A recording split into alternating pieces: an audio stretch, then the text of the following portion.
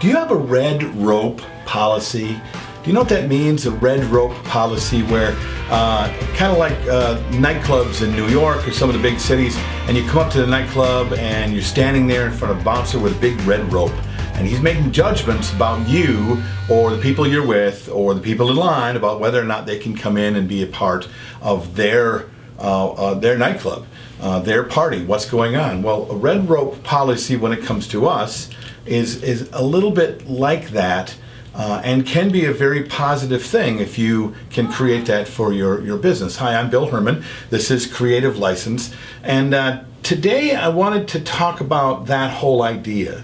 There's more than a few people who take on the red rope policy when it comes to what kind of clients they work with on a regular basis. And I think there might be some of those people who take it on wrong. In other words, they don't really give a lot of thought to what that's all about. They say that, I want to meet with you because I want to be sure it's a good fit, or I want to know more about you because I want to be sure it's exactly what we can do. I want to be sure that you're the kind of client I want to work with. And honestly, a lot of guys say that, but they ain't true. They use it as a marketing technique. They use it in a way so that you feel like that you feel honored that they would take some time with you, which, that doesn't really, it's not very honest. It might work, but it's not very honest. And it doesn't honestly serve you very much if you stick with it without actually giving it some thought. If you're going to do that kind of a policy, what I would suggest is you give it some real thought. I mean, who is it that you would really work for? What do you really expect from your clients when you work with them? If you're going to do an A+ event, you're going to come with all of your talent, you're going to be an amazing person, you know what has to be in effect for you to be able to be an amazing performer for the night. The DJ that they couldn't get enough of, Mr. Super Guy, the greatest DJ in the world. And you've done that before, right? I mean, you know what was in place.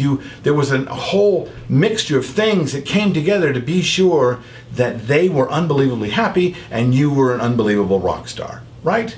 Well, think of it as knowing what those things are so that you can look for those things within your client. I mean, why are you really doing it? Are you doing it so that your client can, are you doing it for you, or are you doing it for your client? That's a good way to think about it. I mean, the reason I meet with people has less to do with me and way more to do with them. Before they can hire me, they have to meet with me. Now, I do that on their behalf. I do it for them and for reasons that will help them in the future. Period. End of discussion. If I'm doing it just for me, then I could save a lot of time, a lot of energy, but really I want it to be for them. When it comes to that list of things, some people call it a rider. I mean, you've heard of band rider. The Aerosmith comes to town and they've got a rider, and they got to be sure that all these things are in place, including in their dressing room they've got yellow M&Ms and this kind of vodka and all of that stuff.